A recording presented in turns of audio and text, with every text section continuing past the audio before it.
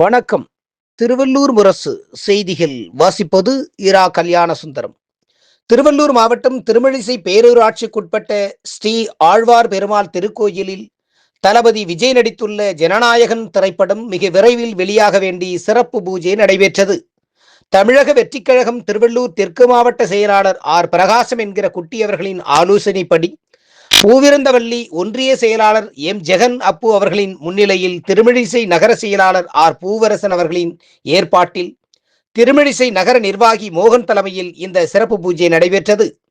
இந்நிகழ்வில் ஒன்றியம், நகரம், கிளை மற்றும் வார்டு நிர்வாகிகள் உள்ளிட்ட தமிழக வெற்றிக்கழக நிர்வாகிகள் மற்றும் தொண்டர்கள் திரளாக கலந்து கொண்டு திரைப்படம் வெற்றியடையவும் விரைவில் திரையரங்குகளில் வெளியாகவும் பிரார்த்தனை செய்து பூஜையை சிறப்பித்தனர்.